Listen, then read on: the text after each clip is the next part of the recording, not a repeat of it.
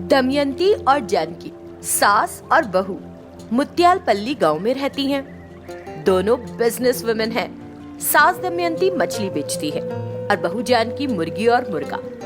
इन दोनों महिलाओं के बीच एक डील है।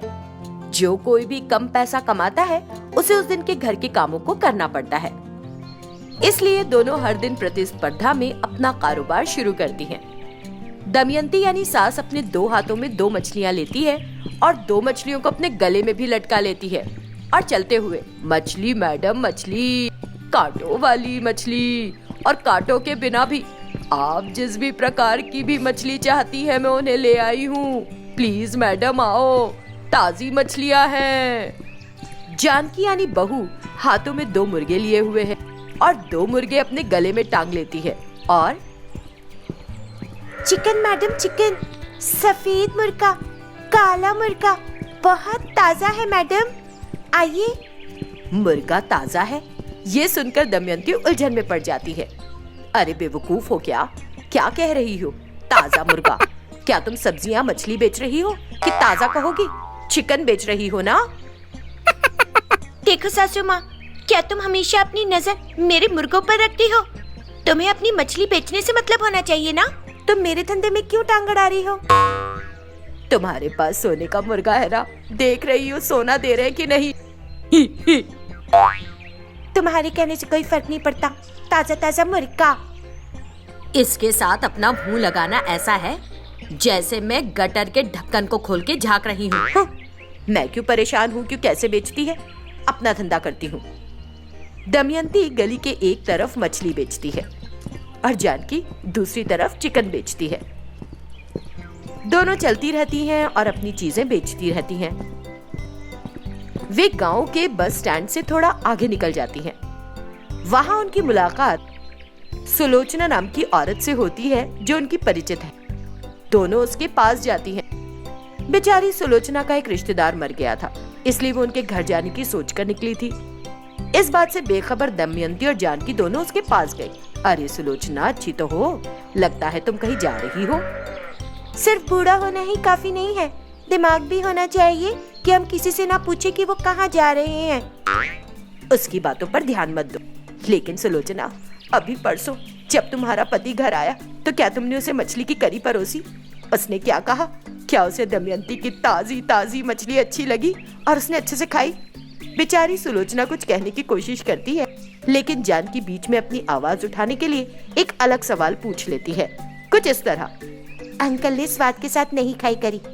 आप मेरी सास को बता दो कि उसने उस मछली को अलग फेंक दिया। यही कारण था ना कि आपने आकर मुझसे मुर्गी लेकर गए थे। क्या आपने चिकन पकाकर चाचा को परोसा था? उन्होंने क्या कहा? क्या उन्होंने आपकी साड़ी का कोना हाथ में पकड़ लिया और कहा कि नहीं छोड़ेंगे? ऐसा नहीं है जानकी। सुलोचना कुछ कहने की कोशिश करती है, लेकिन दमयंती उसी तरह बात को बढ़ाती है जैसे धागा सुई के छेद में घुस जाता है। उस मुर्गे को खाने के बाद क्या उसे अपने हाथों और पैरों में बिजली का झटका लगा? चिकनगुनिया कहकर वो भाग गया था, है ना? ऐसा ही हुआ था ना? वो जोर जोर से हंसने लगती है। सुलोचना को बहुत गुस्सा आता है। और तुम दोनों इंसान हो भी या नहीं? अगर तुम इंसान हो तो मैं भी इंसान ही हूं ना। गुस्से में सुलोचना जानकी को थप्पड़ मारने की कोशिश करती, लेकिन जानकी उसके वार से बच निकली, लेकिन वो थप्पड़ दमयंती के चेहरे पर लग गया। ये देख जानकी हंस पड़ती है। दमयंती जानकी को पकड़कर सुलोचना के पास ले आती है और कहती है, अब तुम मारो इसे सुलोचना। सुलोचना जानकी को फिर से मारने की कोशिश करती है, लेकिन वो इस बार भी बच जाती है और दमयंती के चेहरे पर दूसरा थप्पड़ भी लग जाता है। दमयंती गुस्से से सुलोचना को देखती है। सुलोचना वहां से सरपट भाग जाती है। शाम के करीब 7 बजे हैं। अंधेरा है। जानकी हाथ में पर्स लिए हॉल से मुख्य दरवाजे की तरफ बार बार देख रही है और सोच रही है, 7 बजे हैं, सासू माँ नहीं आई।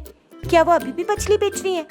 अगर आज उनकी आमदनी ज्यादा हुई तो मुझे ही घर के सारे काम करने पड़ेंगे। ईश्वर, बेटे और पिता ने रसोई फैला के रखी है, सिंक बर्तनों से भरा है, घर धूल से, वॉशिंग मशीन कपड़ों से भरी हुई है। भगवान, सासू माँ की कमाई मुझसे कम हो, कल मैं तुम्हें मेवे का प्रसाद चढ़ाऊंगी फिर। हाँ जरूर। जानकी सोच रही थी कि दमयंती बहुत ज्यादा थककर घर में आई। उसके हाथ में कोई मछली नहीं थी। उसे देखकर जानकी सोचती है कि वो उस दिन के लिए उस घर की नौकरानी बन गई है। लेकिन बाद में पैसे गिनने पर पता चलता है कि दोनों की कमाई उस दिन के लिए बराबर हुई है। इसलिए वे घर के काम को समान रूप से साझा करने का निर्णय लेते हैं। तब जानकी कहती है, सासू माँ, आप रसोई के काम को संभालो, मैं घर की साफ सफाई करती हूँ और कपड़े भिगाकर धो दूंगी। हम दोनों आखिर में कपड़े निचोड़ेंगे बहू। जब आपकी बहू जीवित है तो आप कपड़े क्यों कर निचोड़ेंगी भला? यानी कपड़े साफ करने के लिए बहू जिंदा है, किचन के काम के लिए मर गई। हाँ। सास दमयंती घर की सफाई करती है, रसोई के सारे बर्तन धोती है और खाना बनाने लगती है। उधर बहू ने घर के फर्श की सफाई की और कपड़े वॉशिंग मशीन में डाल दिए। फिर comedy serial Kapil Sharma show देखेगी, ऐसा सोचती है। उसने वॉशिंग मशीन का स्विच ऑन किया और पाया कि ये काम नहीं कर रहा। उसका चेहरा पीला पड़ जाता है।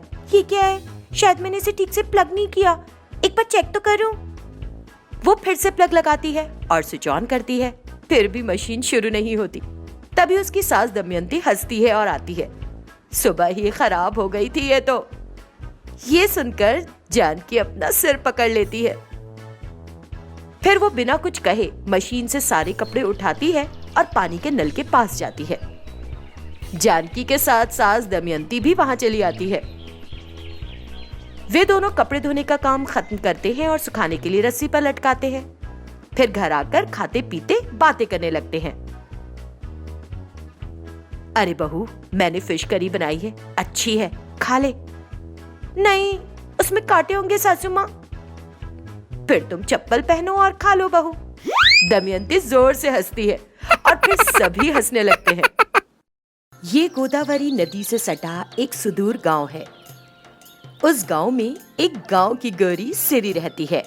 हर कोई उसे अच्छी तरह जानता है।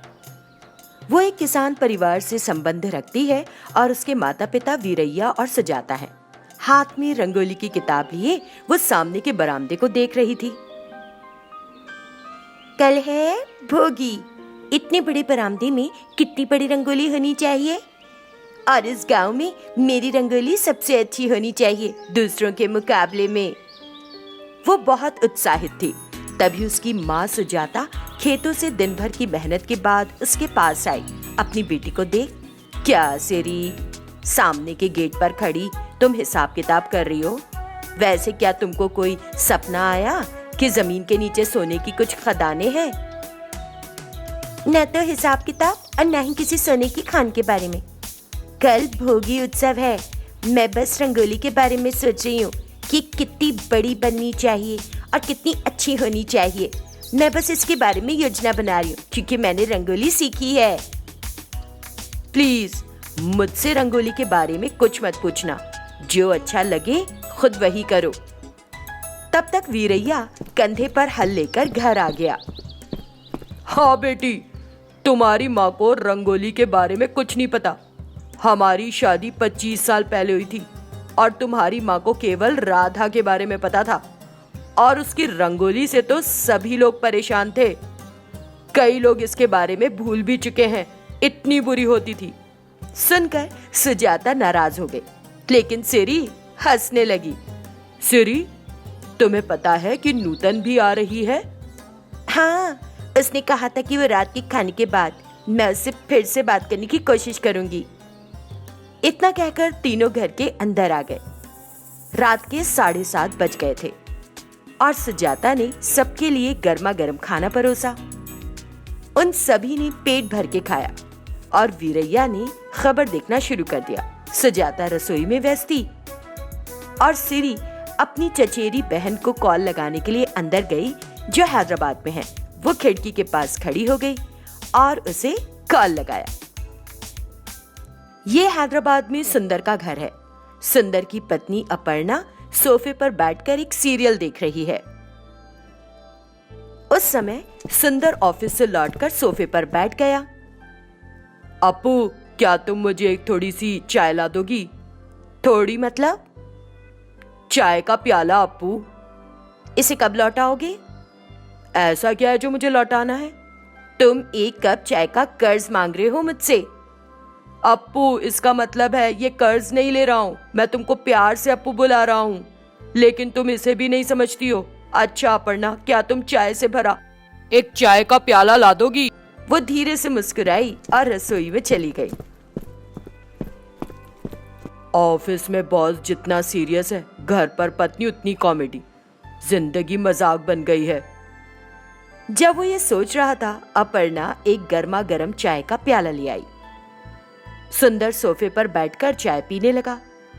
उधर अपने बेडरूम में नूतन अपने लैपटॉप पर काम कर रही थी। इस बीच उसके फोन पर एक कॉल आया और उसने देखा कि सिरी का कॉल है और उसने तुरंत कॉल रिसीव किया।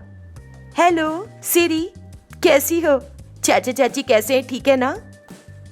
हाँ दीदी, मैं अच्छी हूँ और मम्मी पापा भी अच्छे से हैं। आप कैसी हैं? गुड सिरी, कॉल क्यों किया मुझे? ओह, कल भोगी है और आप अभी तक घर से निकली भी नहीं क्या? रात की बस में चढ़ने वाली हूँ। वैसे तुम मुझे कभी और किसी त्योहार पर क्यों नहीं बुलाती हो? सिर्फ इस त्योहार के लिए हमेशा बुलाती। क्या स्पेशलिटी है इसमें? तुम ये भी नहीं जानती हो दीदी, महिलाओं के लिए मुग्गुलू, पुरुषों के लिए पेग्गुलू, युवा के लिए सिग्गुलू और बूढ़े लोगों के लिए रग्गुलू। नूतन भी हंस दी और हंसते हुए कहने लगी, तुमने सबसे अच्छा बताया। और संक्रांति की स्पेशलिटी है महिलाओं के लिए मुग्गुलू, पुरुषों के लिए पेग्गुलू, युवा के लिए सिग्गुलू और पुराने लोगों के लिए रग्गुलू। ये मेरे ख्याल से the best joke of the year है। Super joke. मेरे पास इस तरह की कई कॉमेडी बातें हैं। आप रात को चढ़ जाना बस में, ताकि हम कल बहुत सी चीजों के बारे में बात कर सकें और खूब मजे कर सकें। ठीक है सिरी, गुड नाइट। गुड नाइट दीदी। अगले दिन भोगी थी। सिरी जल्दी उठी और स्नान किया। वो बाहर रंगोली बना रही थी, तभी नूतन अपना बैग लेकर आ गई। दोनों एक दूसरे को देखने के लिए उत्साहित थी। नूतन तैयार होने के लिए अंदर गई और सिरी अपनी रंगोली बनाने लगी। 1 घंटे बाद सभी तैयार होकर हॉल में बैठ गए। सुजाता संक्रांति का महत्व बताने लगी। संक्रांति शब्द में सोम का अर्थ बहुत अधिक से होता है और क्रांति का अर्थ आरंभ से होता है। और अगर हम उन 2 शब्दों को जोड़ दें तो एक अच्छी क्रांति या एक अच्छी शुरुआत मतलब होता है इसका। सुजाता ने जो कुछ भी कहा वे दोनों बड़ी अच्छी तरह समझ गईं। साथ ही उन्होंने खाना खाना भी शुरू कर दिया। हिंदू त्योहारों में संक्रांति ही एकमात्र त्योहार है जो परंपरा का पालन करता है। ये पर्व 3 दिनों तक मनाया जाता है।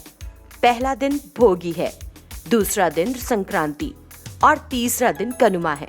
लेकिन संक्रांति वास्तविक त्योहार से 10 दिन पहले शुरू होती है, ये जानना जरूरी है। माँ, इस ठंड के मौसम में भी त्योहार कितना आनंददायक है ना? इस त्योहार के मौसम के दौरान अलग अलग पोशाक वाले लोग आते हैं और घरों में जाते हैं और हमारे गांव में मुर्गा लड़ाई भी तो होती है और बैलगाड़ियों की दौड़ भी होती है। तब तक सुजाता अंदर गई और सबके लिए खीर ले आई।